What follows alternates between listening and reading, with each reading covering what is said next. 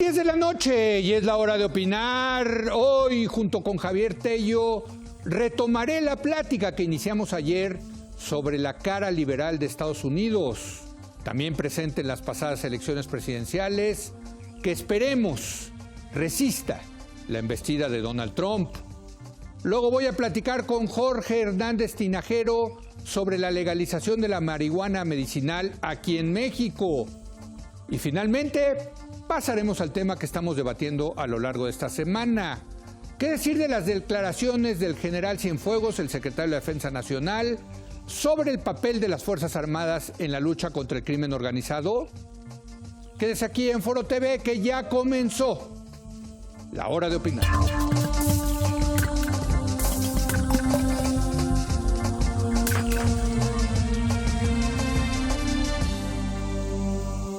Muy buenas noches. Como señalamos ayer, hay una cara plural y tolerante en Estados Unidos que una y otra vez a lo largo de la historia de ese país ha enfrentado con éxito brotes antiinmigrantes, bandazos nativistas y posturas francamente racistas.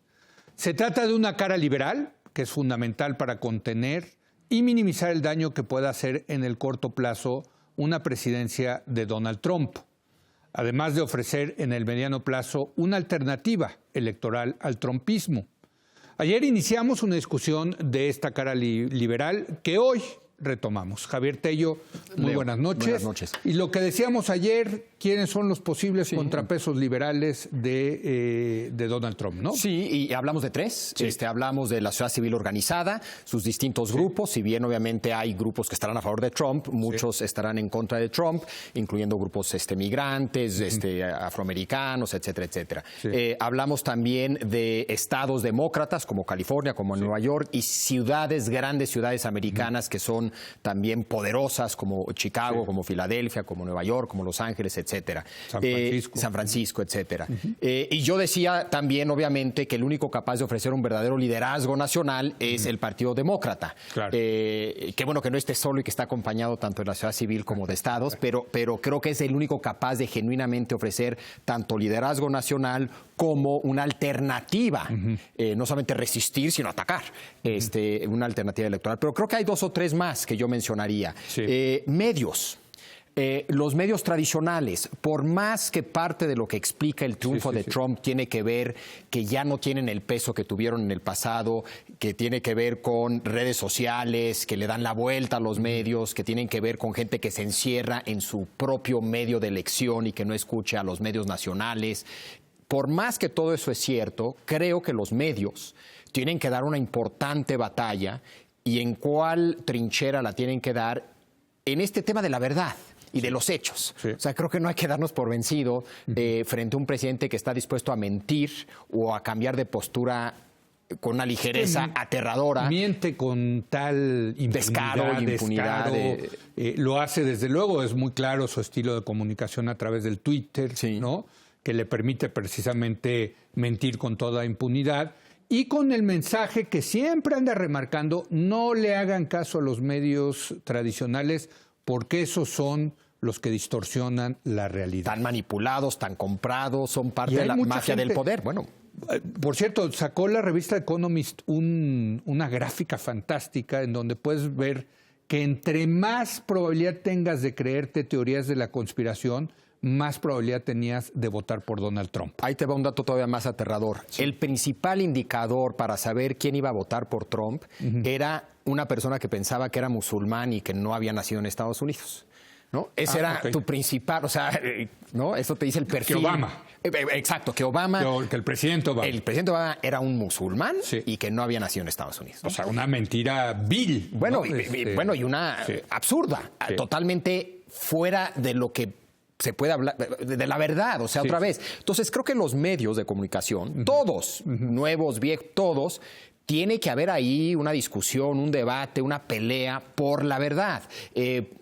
Por el reportaje objetivo, etcétera, etcétera. Pero con todas las limitaciones que eso tiene. Yo he estado siguiendo a los medios tradicionales de Estados Unidos desde antes de la elección, desde luego, y después de la elección, y han sacado unos reportajes. Bueno, a ver, lo último que ha sacado el New York Times del involucramiento de Rusia en la elección de Estados Unidos en otras épocas hubiera causado un revuelo tal que estaría en peligro, digamos, de tomar posesión Donald Trump como presidente. Sí. Pues no ha pasado nada, mi querido Javier. Sí, bueno, yo diría que no obstante eso, yo creo que otro actor clave, porque un tema clave en los 4 años que vienen va a tener que ver con esto de la verdad y de hechos. No sé, siempre se dice que uno tiene derecho a su opinión, pero que no tienes derecho a tus propios hechos. Sí. Bueno, pareciera que ahora sí, pero no. O sea, esa es una situación que creo que no se puede quedar así y habrá que ver cómo... Van a dar la lucha, pero hay que decir, aquí sí hay un tema estructural, de cambio estructural, que te puede llevar a pensar que el peso de los medios tradicionales pues está cayendo, ¿no? Es mala noticia para nosotros, claro, por cierto, también, claro, ¿no? Pero yo insisto, esa cosa de la posverdad y las redes y etcétera, ¿no? Sí, pero yo creo que también debe haber una cierta autocrítica. Parte del problema con esto de la verdad y la posverdad no es tanto una rebelión en contra de la verdad, sino una rebelión, yo creo, en contra de la arrogancia del experto y de la arrogancia de la élite y de la arrogancia del tecnócrata. Es decir, no es gente que piense que 2 más 2 son 5, sino que le molesta mucho que con arrogancia, superioridad, la élite, el tecnócrata, el New York Times, les diga bola de tontos, no se hagan bolas, 2 más 2 son 4. Entonces, creo que... Pero es un tema de estilo, entonces dirías. Bueno, yo creo que tengo de todo. Digo, te lo digo porque lo estoy extrapolando para México, ¿no? Claro, bueno, los medios en México yo creo que juegan un papel bastante diferente, pero claro que hay ecos de todo esto en México. Yo sí creo que ahí tiene que darse una discusión, un debate. Serán un actor, deben de ser un actor, por este tema de la verdad y la posverdad, que creo que es un debate importante. Entonces, pues, ¿quién está en esa trinchera? Pues uno de los que están en esa trinchera son expertos, universidades y medios. Hay otro gran problema para los medios tradicionales, que es por el cambio estructural tecnológico, cada vez tienen menos recursos para hacer periodismo en serio.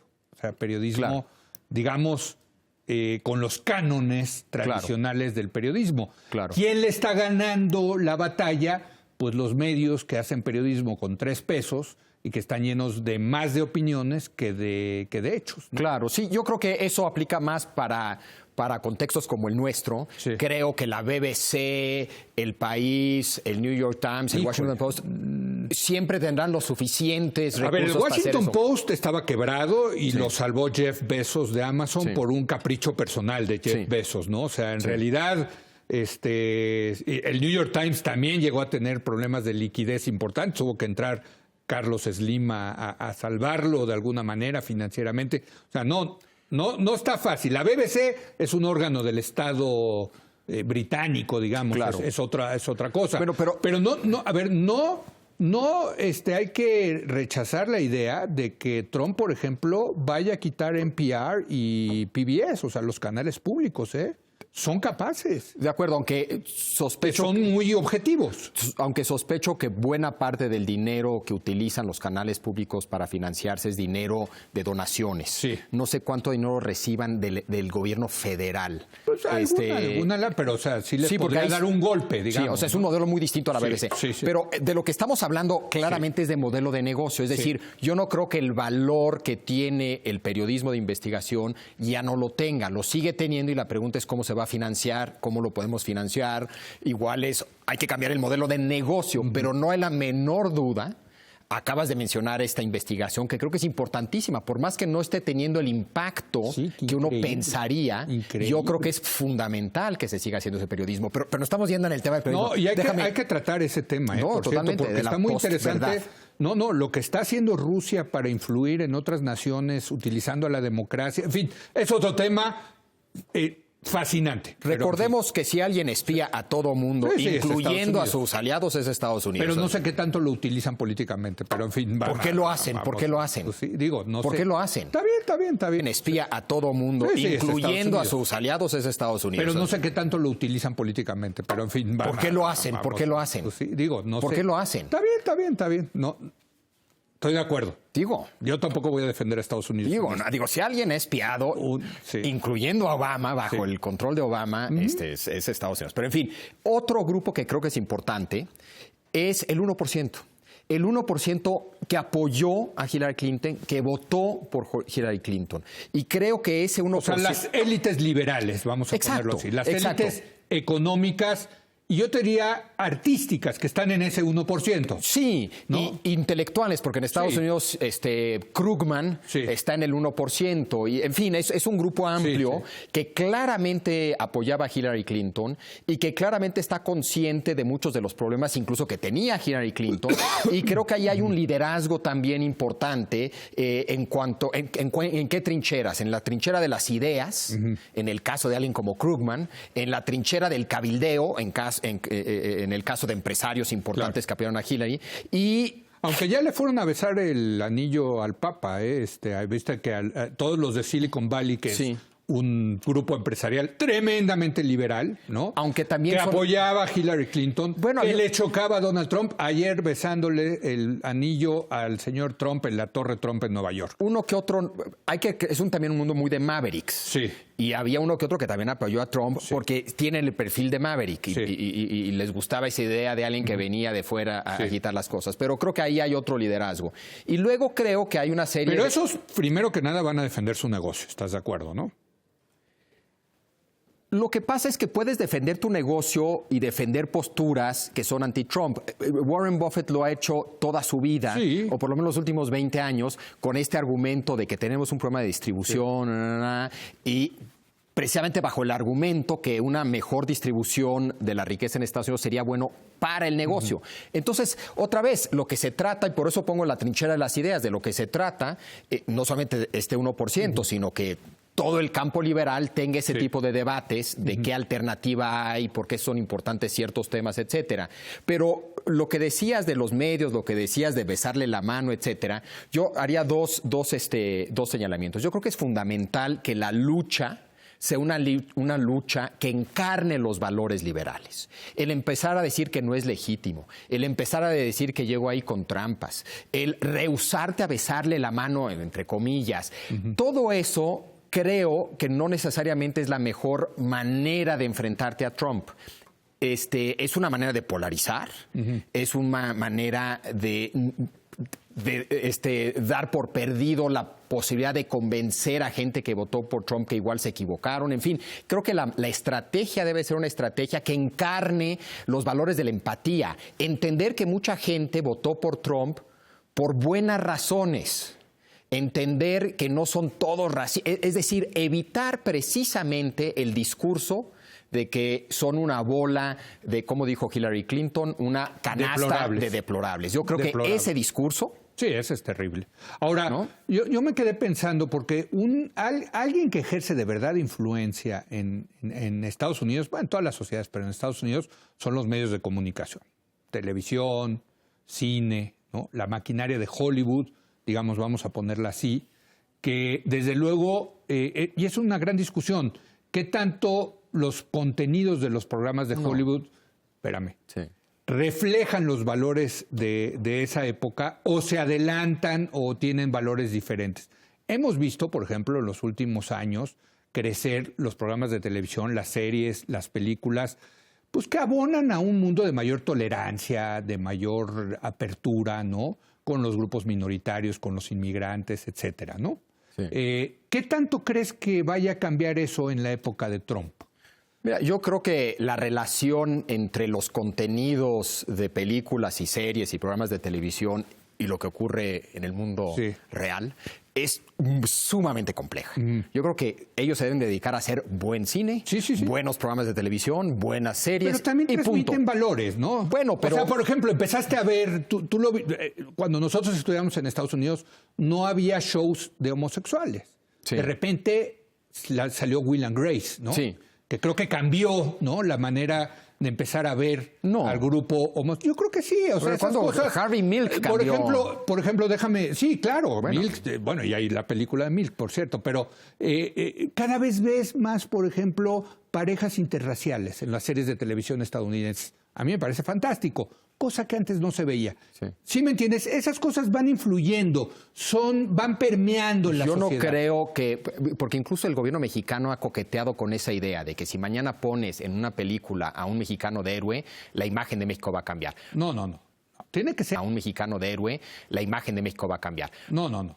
Tiene que ser un movimiento en el Hombre, pero tenemos 2 años de apertura. Esto, insisto, no es que no haya una relación entre lo que pase dentro de una película y un programa de televisión y lo que pase allá afuera. Claro que la hay, pero no hay una relación clara, directa, lineal, etcétera. Es una cosa... Mira, yo me acuerdo, por ejemplo, cuando en las épocas de Bush salió el famoso programa 24, donde pues, la gente torturaba, ¿no? Sí. Y muchos decían, pues sí, es que este es post 9/11, ¿no? Después del 11 de septiembre, la gente está más dispuesta a ver esas cosas en televisión.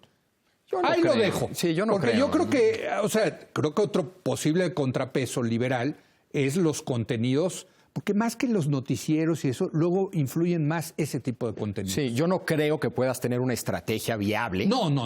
¿No? Entonces, si mañana a alguien se le ocurre un programa que es buenísimo, porque tiene una gran historia, buenísimos actores, un excelente director, una producción de primera, que resulta ser un contrapeso a Trump, es maravilloso. Ahora, creo que no hay manera... resulta ser con los valores del Ku Klux Klan, ¿no? O sea, pero si es buenísimo y punto.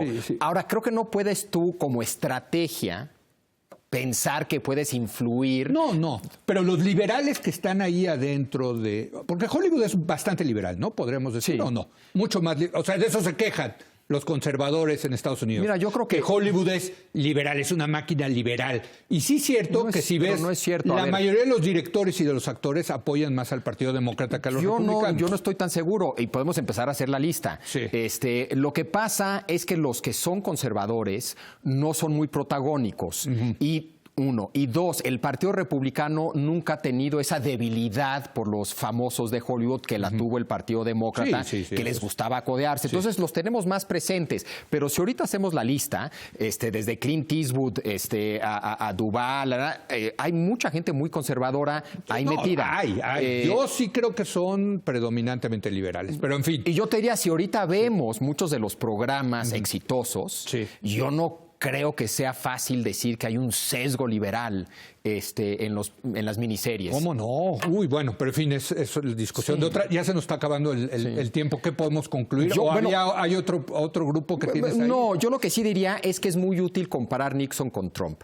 Lo que detiene y derriba a Nixon son una serie de cosas que ya no están tan presentes. Los medios, el Congreso, la opinión pública, la burocracia y las cortes. Si tú ves esas 5 cosas hoy, mucho más debilitadas. O más cargadas hacia él, digamos. Exacto. La opinión pública ya no existe como existió bajo Nixon. Se ha polarizado, son 2 naciones. Entonces creo que es una comparación muy útil. Lo que detuvo a Nixon, cuando violó la ley, etcétera, etcétera, el establishment, en cierto sentido, ya no está presente o ya no está presente de la misma manera. Y eso preocupa. Bueno, pues muy buena discusión y desde luego pues va a ser fundamental para lo que venga ya a partir del 20 de enero, ¿no? Ya lo es. Ya lo es. Y lo estamos viendo, los medios. A mí me gustó la declaración de esta asociación que defiende la libertad de expresión en Estados Unidos, la Civic Liberty Union. ¿Cómo? Sí. ACLU, creo que. American Civil Liberties Union. Exacto. Yo soy miembro, por cierto, tengo que decir, yo les dono dinero. Que dijeron, nos vemos en la corte, señor Trump. ¿No? Ellos serán un actor clave y lo han sido siempre en estos temas. Sí, hay que defender la libertad de expresión. Digo, es difícil, ¿no? Ya coartar la libertad de expresión hoy en día, pero en fin, ¿no? Gracias, Leo. Gracias, Javier. Vamos a una breve pausa y ahora voy a regresar a Esa es distinta. Por eso Telum diseña soluciones de telecomunicación empresarial según las necesidades específicas de tu organización a un precio que hace sentido de negocios. Porque cada empresa es un mundo. Telum, la red de alto desempeño.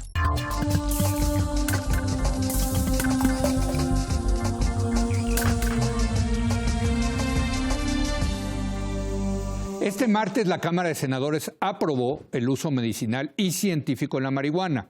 Con 81 votos a favor y 2 en contra, el Senado avaló reformar la Ley General de Salud y el Código Penal Federal.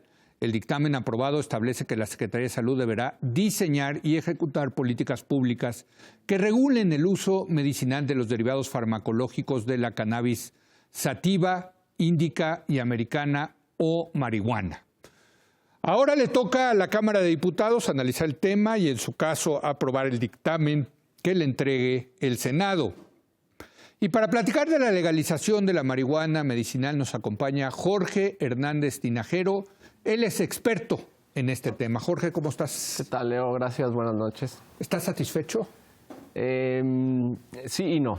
A ver, ¿por qué sí? Vamos a empezar, ¿por qué sí? Bueno, sí, porque me parece que en el aspecto simbólico, digamos, se acepta ahora, se reconoce formalmente que la planta de la cannabis tiene numerosas posibilidades, digamos, numerosas posibilidades para ayudar en términos de salud a cierto tipo de personas, que no es el monstruo verde que se ha dicho que es, y de algún modo u otro, bueno, pues la discusión parlamentaria evidencia que México ha tomado nota de que las cosas están cambiando en relación a la marihuana en todas partes del mundo y muy especialmente pues, en los Estados Unidos. Ahora, no estoy satisfecho. Espérame, déjame antes de por qué no estás satisfecho, tratar de entender exactamente qué es lo que se aprobó. Se aprobó el uso de la cannabis para medicina y para investigación científica. ¿Qué significa eso vamos a poder ir, va a haber medicinas con base en cannabis en las farmacias? En fin, ¿quiénes las van a desarrollar? ¿Va a haber proyectos en la UNAM que tengan que ver de investigar las cualidades de la cannabis? En fin, un poco cuéntanos qué es lo que se aprobó. Bueno, lo que se aprobó básicamente es, en un primer momento, la importación de ciertos medicamentos derivados de la cannabis, no todos. Sí. La importación. La importación. ¿De dónde? Sí. ¿De dónde sea? De donde sea, mientras cumpla con las regulaciones sanitarias de México. Okay. Esto tiene algunas dificultades. En primer lugar, se restringió el tipo de medicamentos. Es decir, son solo aquellos medicamentos que tengan una composición determinada, básicamente que carezcan o que tengan una proporción ínfima de tetrahidrocannabinol, que es, digamos, el componente más psicoactivo, y que estén más basados en otro componente que es el CBD, el cannabidiol, que se ha probado que tiene una eficacia o un potencial de ayudar a personas con cierto tipo de padecimientos, especialmente los del sistema nervioso central.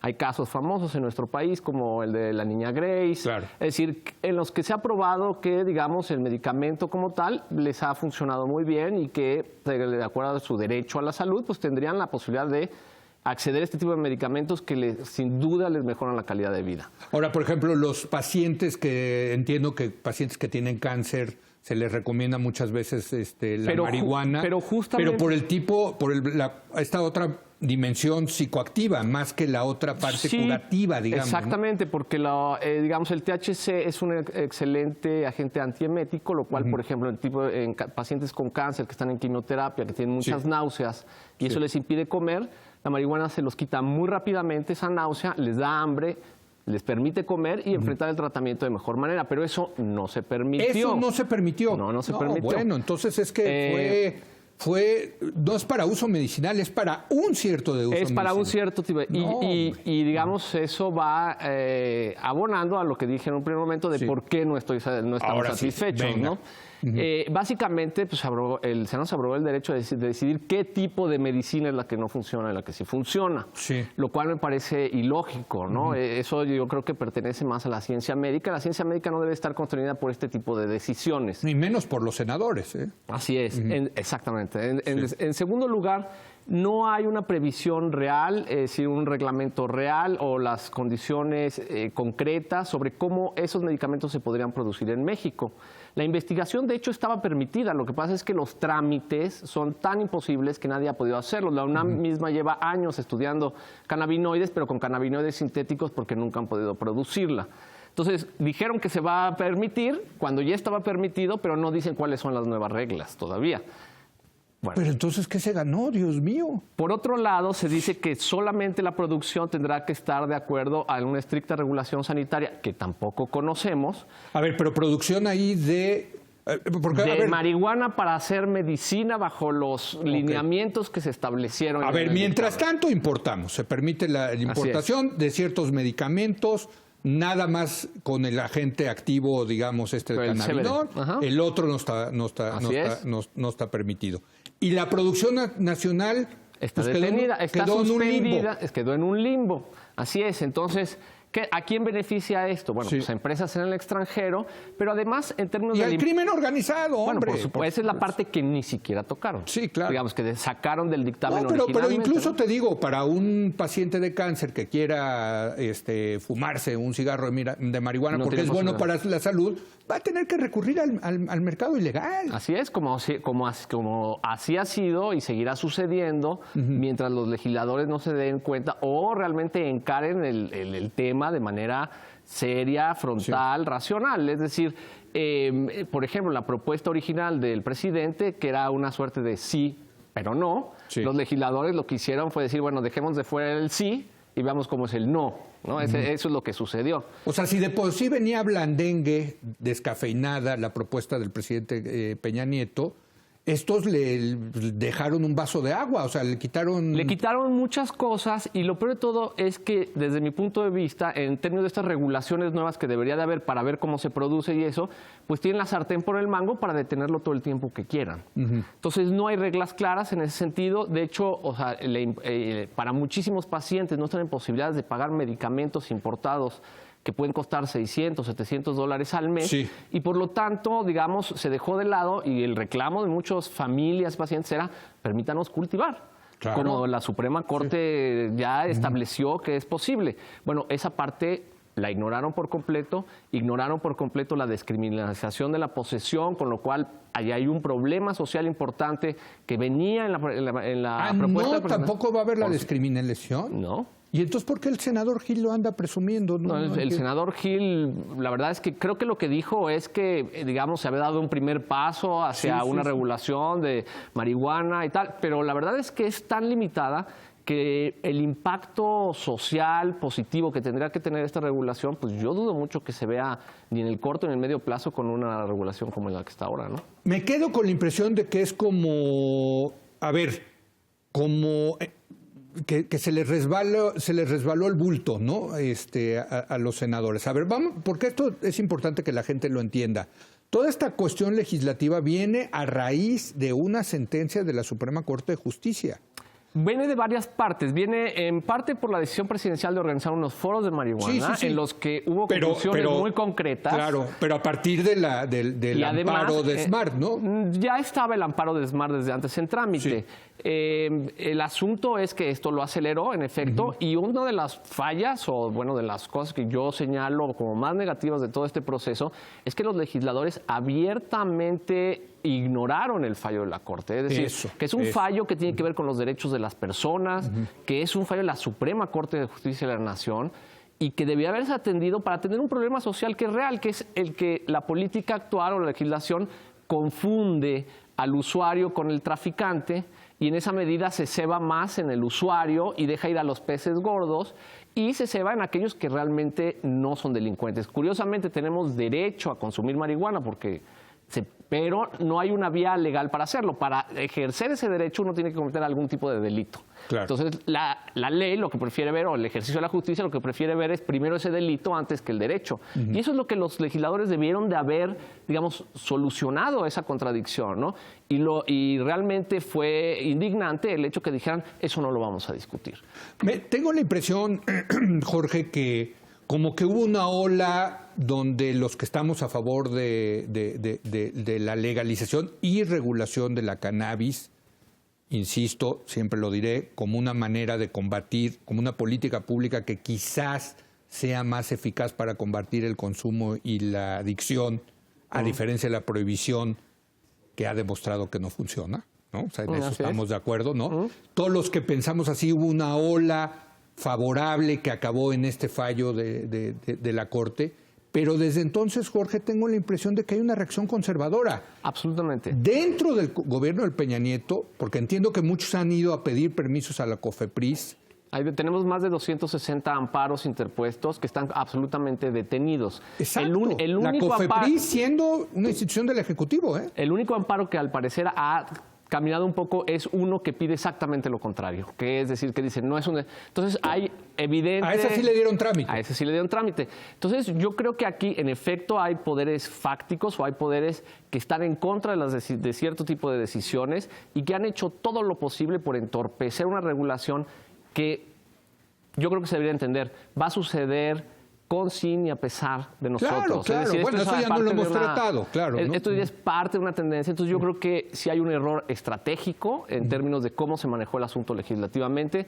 Me parece que el resultado que nos dan es un resultado que queda no lejos de las expectativas, sino lejísimos, que no va a tener un impacto social benéfico más que a una fracción muy pequeña, y aquellas farmacéuticas o empresas que en su momento puedan invertir la cantidad de dinero necesaria para producir estos medicamentos, y deja de lado al usuario, al cultivo privado sin fines de comercio, a los derechos de las personas. Simplemente lo ignoraron. Entonces, pues en ese sentido yo no puedo estar de acuerdo. Me parece que es una batalla que otra vez recomienza. Y que esperemos que, bueno, no sé, en la Cámara de Diputados cuál sea lo que vayan Ahora, dime una cosa, cuando dices hay grupos fácticos que están en contra de esto, el único que me queda claro que tendría un interés de que no pase esto, y vaya que es un grupo fáctico, es el crimen organizado. No solamente, yo creo que... Por eso, hay pero otros. no creo que, bueno, no sé cuál sea la postura del crimen organizado, porque también podrían pensar, pues ahora vamos a ser legales y se acabó... Bueno, esto, ¿no? que la Pero- verdad es que no es una mala opción. En cierto No. sentido, que es mejor que pase una actividad regulada en donde se les pueda fiscalizar, en A donde ver, pagan impuestos. Muchos etcétera, de ¿no? los productores ilegales de alcohol durante la prohibición en Estados Unidos, cuando Pasaron a ser legales. Pasaron a ser legales y se acabó, ¿no? O sea, se acabó. Otros se fueron a otros negocios, Así pero, es. pero muchos sí pasaron a ser, ¿no? Yo creo que hay un trasfondo moral y un cálculo político. De grupos. ¿Qué más que otros grupos? Es lo que te iba a preguntar. Mira, yo creo que hay intereses, ¿Ideológicos? digamos, desde presupuestos en cuestiones de seguridad. Muy bien. De miedo de ciertas empresas o industrias como la alcoholera, las que creen que les va a representar una competencia. Yo creo que hay además un componente moralino muy importante y que explota el miedo como una política, digamos, redituable para esos intereses, y que fundamentalmente está en contra de la libertad de las personas, que piensa que todo uso es abuso, es decir, que cree que no somos capaces de regularnos a nosotros Que mismos. no somos ni como adultos, personas. entonces que papá Exactamente, ¿no? gobierno nos tiene que prohibir estas cosas.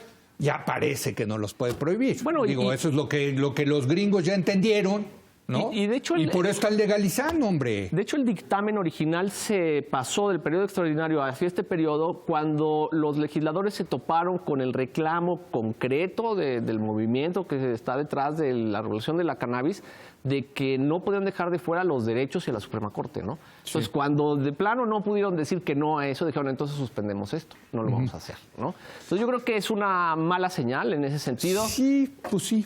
Sí. Ahora, de los senadores que votaron en contra, incluso los más de izquierda, supuestamente, Bueno, los de Morena. y yo creo que la senadora más activa, más razonable, realmente la que estuvimos más cerca, que es la senadora Marta Tagle, ella votó en contra al considerar que era una mera simulación el dictamen, ¿no? Digamos, por una razón distinta probablemente a los que votaron en contra, pues están en contra de cualquier cosa que tenga ese nombre. Es que son muy conservadores. Lo que estamos viendo, Jorge, es que tenemos un Congreso muy conservador.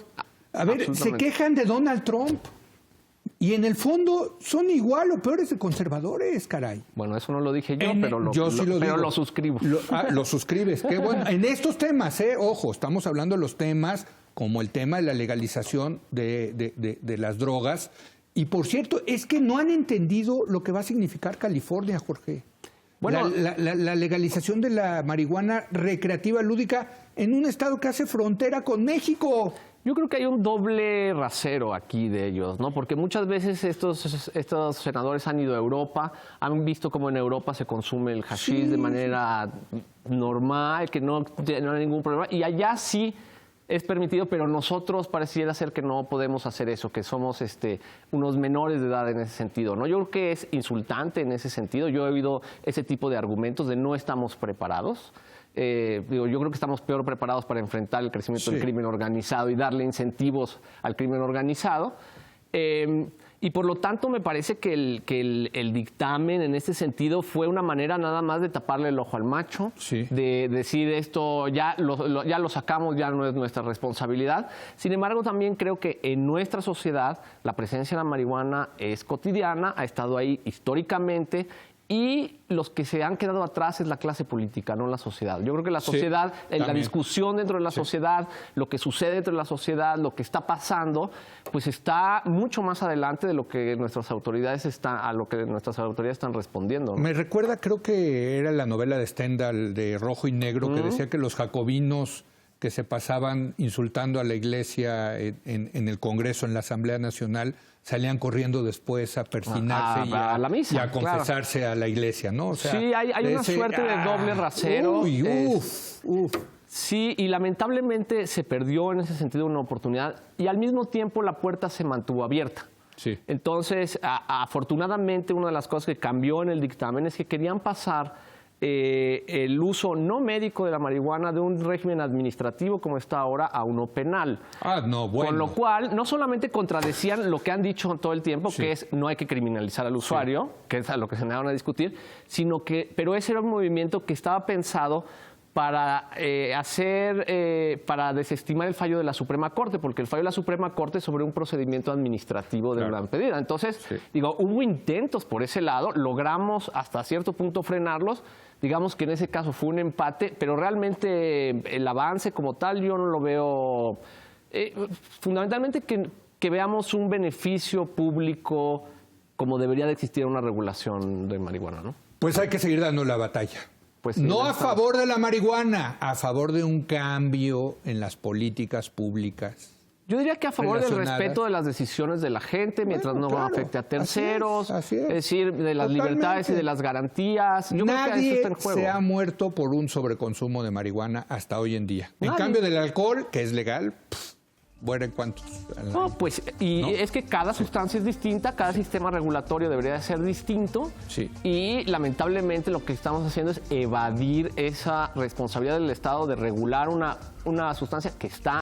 Cansancio excesivo, hinchazón y mala circulación. Son de algodón y sin costuras. Recomendado por la Sociedad Mexicana de Angiología y Cirugía Vascular. Con Prevent, tus piernas circulan mejor.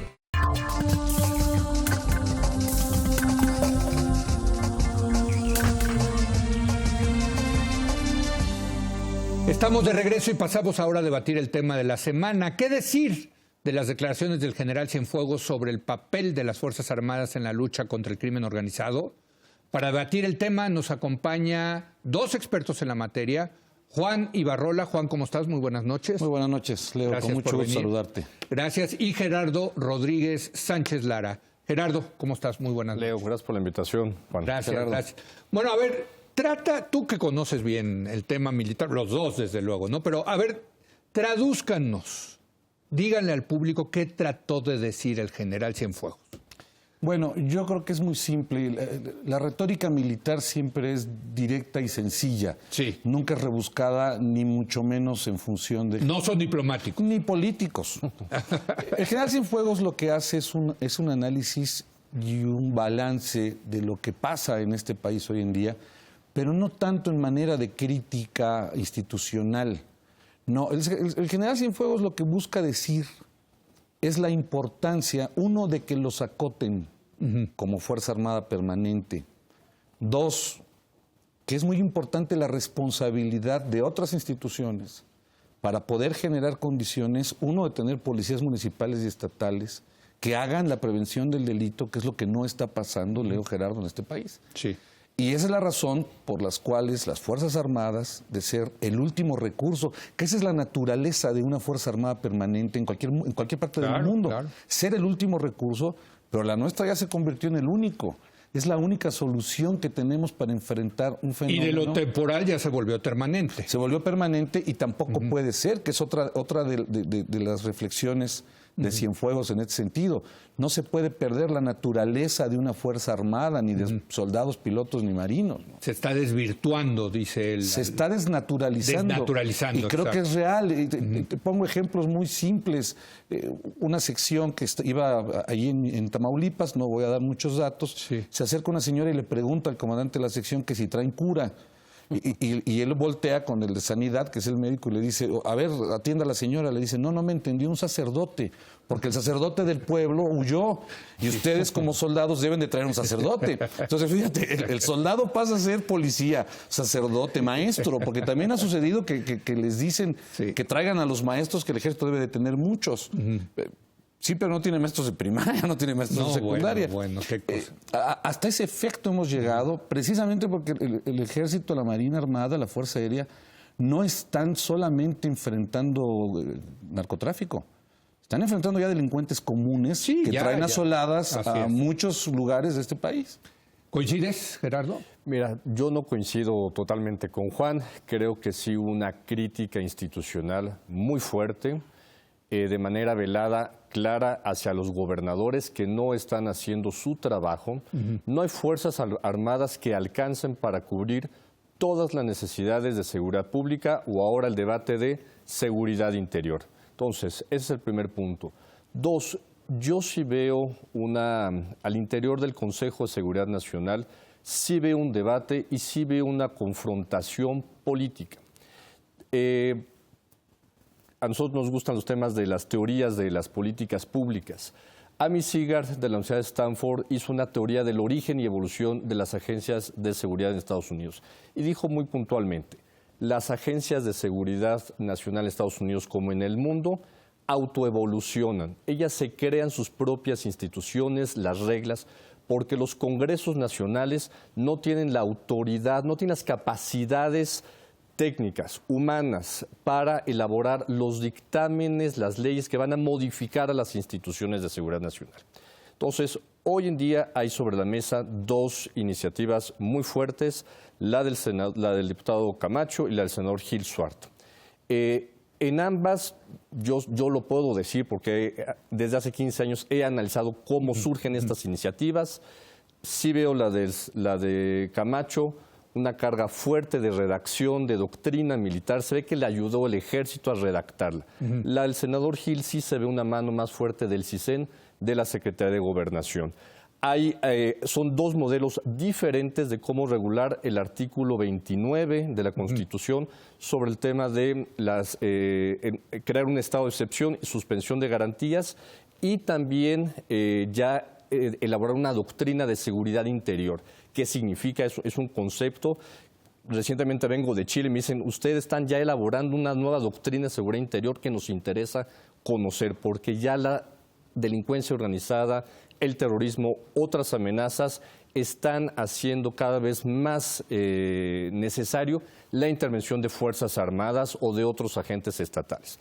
Entonces, yo te diría, una muy buena noticia el día de ayer. Ya se anuncia en términos políticos que la reforma al artículo 29 constitucional que daría entrada a la Ley de Seguridad Interior se pasa también a discusión en enero. Esa es una gran noticia porque también la iniciativa que mandó el presidente de la República tiene serios problemas de violaciones a derechos humanos y al sistema democrático. Juan, está bueno, está bueno. No, por supuesto que sí. A ver, vamos a entender algo. Sí. El tratar de generar un discurso donde se empodere el ejército, o sedición, que han dicho hay algunos comentócratas y algunos expertos y periodistas muy serios que, insisto, hablan de sedición, del golpe de Estado, la institucionalización de la fuerza por parte del ejército. Creo que es un discurso anacrónico y fuera de la realidad del país. Pero ¿puedo yo decir de lo que ha dicho este comentócrata? Es decir, yo a ver si están de acuerdo. Sí ha habido una militarización del país. A ver, yo creo que hay que ponerlo, claro que sí. Bueno, pero por supuesto que sí. Yo también lo creo. Pero hay que ponerlo en el contexto de la realidad, que es lo que bien apunta Gerardo. Sí. Tiene una realidad este país con un fenómeno terrible de una mutación total de la delincuencia, de una amenaza real, una amenaza poderosa económicamente hablando. El poder de fuego lo dejo a un lado porque por mucho que lo tengan, no son. La criminalidad en México no está capacitada en su poder de fuego. Desafortunadamente, estamos llegando al nivel país donde se victimiza al criminal y se está intentando criminalizar a las Fuerzas Armadas, Leo, Gerardo, y el país que hace eso se degrada. ¿Por qué? porque le estás dando oportunidad a ese delincuente que lo siga haciendo. Pero estarás de acuerdo, yo aquí defiendo mi postura, que las Fuerzas Armadas tienen que respetar los derechos humanos, o sea, porque si no, ese es el problema de meter a los soldados y marinos en esta lucha, que ellos no están capacitados, tienen el entrenamiento del respeto a los derechos humanos. Déjame partir de dos bases. La primera, no puedes mandar leones por corderos. Y ante las grandes amenazas, si tú no puedes mandar leones por corderos, si tú piensas, como lo han dicho por ahí, aquel análisis de las atrocidades innegables que comete el Estado mexicano en función de sus delincuentes por este tema de la letalidad al enviar soldados contra delincuentes. Ojalá nadie espere que cuando enfrentes delincuentes, y lo digo con toda responsabilidad, cuando enfrentes delincuentes, pues no haya más muertos de los buenos que de los malos. Y no estoy hablando de matar, estoy hablando de enfrentar. Proporcionalidad en el uso de la fuerza. Algo que no vimos, por ejemplo, en el caso de Tanguato. Y fue Policía Federal. No fue el ejército. Ya a eso quiero llegar. Bueno, y en Tlatlaya, ¿no? En Tlatlaya, por supuesto. Pero a eso quiero llegar. Si tú tienes un ejército, déjame hablar de los oficiales del Colegio Militar y la Heroica Escuela Naval. Su primer clase es Derechos Humanos, Leo. Hoy tenemos tropas y marinería que no pueden entrar a ser soldados o marinos de tropa o de marinería si no tienen la preparatoria terminada. El primer curso inductivo que le da el Ejército y la Marina es Derechos Humanos. El Ejército es la única institución en este país que tiene una escuela de Derechos Humanos. Pero, ¿y entonces qué pasa? ¿Por qué se tiene la idea de que abusan? Llego a la segunda cifra y tomo estadísticas y realidades de Comisión Nacional de Derechos Humanos, Leo Gerardo. Los últimos 10 años, aproximadamente 134,000 denuncias ante la Comisión Nacional de Derechos Humanos exclusivas para soldados y marinos. De estas casi 130,000, solamente 114 se han convertido en recomendación. No podemos hablar de una violación sistemática de derechos humanos en este país por parte de las Fuerzas Armadas Permanentes. No, dirías que no. Yo coincido. Sí. Las violaciones a derechos humanos vienen más de los funcionarios municipales, de los policías municipales, de los que están detrás de un mostrador para un trámite. Ahí están las violaciones. La verdad graves. es que me tranquilizan, porque yo lo que quiero es un ejército que efectivamente respete los derechos humanos. Yo creo que lo va a haber. A mí lo que... ¿Lo va a haber o lo hay? Mira, existe. Existe. Tú dices que existe. El problema es que estamos entrando en un círculo vicioso. Totalmente. Uno, el Ejército no tiene un marco legal porque en el 2005, cuando entra en vigor la Ley de Seguridad Nacional, se dejó aparte a las Fuerzas Armadas de regularlas. Nada más se le dio un marco jurídico al CISEN. 11 años después se necesita una legislación para acotar, como bien dice Juan, las acciones en materia de despliegue, incluso yo te diría, de inteligencia militar. Pero creo que se tiene que dar un debate mucho más profundo de reforma al sistema de seguridad nacional. Hoy el presidente de la República no tiene un consejero de seguridad nacional, tiene un secretario técnico del Consejo que no tiene un rango de gabinete que le diga al presidente de la República. Ojo, por la Gendarmería se están peleando la Policía Federal, Mondragón y el secretario Cienfuegos. Ahora yo veo también una confrontación de trenes y que Gobernación también probablemente haya parado el debate para que no pasara fast track a final de año de esta ley y que podamos darnos a lo mejor enero, febrero o el tiempo que se requiera. No tenemos mucho tiempo para reglamentar las acciones. Yo no he escuchado, por ejemplo, también al secretario de Marina, que recientemente se le dieron poderes extraordinarios legales para el control de los puertos. Y meterse también en tema de marina mercante. Entonces, a mí ya eso los controlan, ¿eh? Eso es a mí lo que... es hacer de jure lo que ya así es de facto. Y es necesario. Entiendo que los marinos, la Armada Marina ya controla la parte civil de los puertos. Una muy buena iniciativa. Ya es ley, ya lo están haciendo. Pero fíjate, Gerardo, qué interesante. El almirante Soberón, el 20 de noviembre, en su discurso, en esta ceremonia de ascensos, se lo pide al presidente. Y evidentemente esto es lealtad institucional. No hay pleito con el presidente, no hay pleito con el secretario de Gobernación, es como yo lo leo. Al contrario, creo que tocas un tema medular. Aquí no se trata de ver si empoderamos a las Fuerzas Armadas. Hay que quitarnos esa idea. No es Victoriano Huerta el secretario de la Defensa de este país. No, pero una ley... Las propias Fuerzas Armadas parecen que tampoco lo quieren. Juan, pero si hay que decir las cosas como son. Una ley sí te empodera porque va aparejada ¿con qué? Con presupuestos. Gerardo, y con ampliación de un estado de fuerza que se requiere. Déjame buscar Entonces sí hay que decirlo. Que no crea que el Ejército y la Marina tienen poder en este país están equivocados. Esos son. Es el uso legal de la fuerza y la violencia. Es quien nos defiende de manera externa y de manera interna. Sí. A ver, por esto es muy importante entender que no está en las Fuerzas Armadas el problema. Bien lo dijo Cienfuegos, no es a balazos como se resuelve. No. Porque ya balaceamos, les recuperamos Ciudad Juárez. ¿Cuántas veces han recuperado Juárez? ¿Cuántas veces han recuperado? Y se está perdiendo otra vez porque entran y salen. No, es que ahora sí, tenemos que debatir al mismo tiempo que la Ley de Seguridad Interior se tiene que ya resolver qué va a pasar con el mando mixto, ya quitarnos de la idea el tema del mando único, pero tienen que ir en carriles paralelos. Yo te diría algo también, el secretario técnico del Consejo de Seguridad Nacional tiene que tener rango de gabinete porque nadie lo pela. Acabas de tocar un tema maravilloso. Una promesa de campaña del presidente Peña Nieto fue la Gendarmería. Gendarmería es una fuerza armada permanente. Una ocurrencia terrible. Pero te digo algo, el origen de una gendarmería es administración civil y tutela militar en todo el mundo, para que funcione. Porque tú necesitas tomar esa gendarmería y someterla a la ley de justicia militar para que no delincan, para que no corrompan, para que no violen derechos humanos. Es el caso de la Guardia Civil en España. El caso de la Guardia Civil, Francia, Chile, una gran cantidad de civiles, pero civiles administrando con tutela militar. Es decir, se rigen bajo una ley de justicia militar que les da esa... Pero esa no es nuestra gendarmería. No, no es nuestra gendarmería. No, nuestra gendarmería... Acabó siendo una división de la Policía Federal. La séptima división. Sin embargo, valdría la pena tomar como una realidad los grandes esfuerzos que está haciendo Renato Sales Heredia en esa materia. Se dejó de dotar a la Policía Federal de un recurso, y lo digo a título personal, aquella Policía Federal de Genaro García Luna, terrible, corrupta, infiltrada. Hoy no. Hoy deben de voltear a Policía Federal, hoy deben de voltear a fortalecer una gendarmería que gradualmente haga esa labor de poder sacar a las Fuerzas Armadas de la calle. Leo, bien lo dijo Cienfuegos, no estudiaron para eso. No es naturaleza de la Fuerza Armada, de los ejércitos, combatir delincuencia común. No es naturaleza de una Fuerza Armada prevenir el delito, Gerardo. Y desafortunadamente lo están haciendo. Déjame, ya me tengo que ir, pero los quiero invitar otra vez porque está buenísima esta discusión con dos expertos en la materia. Si les parece, la retomamos, no sé si la semana que entra o después de las vacaciones. Cuando tú digas, con mucho gusto. Pero también quiero irle pensando al tema, ¿cómo se va a resolver esto? ¿Van a regresar algún día el ejército a los cuarteles? No tienen que regresar. Tienen que hacerlo. Tienen que hacerlo. Pues sí, pero a ver, llevamos 10 años. Pero yo no veo que regresen en 10, 20 años. Oye, están de moda los retos, ¿no? Guacamole. Sí. Hagamos un hashtag, un día sin soldados. A ver qué pasa en este país con un día sin soldados. Bueno, acá en la mesa de esta semana se ha barajeado la posibilidad de regresarlos a ver qué pasa. No, la ¿Bajaría sociedad... la violencia o no? No, por supuesto que no.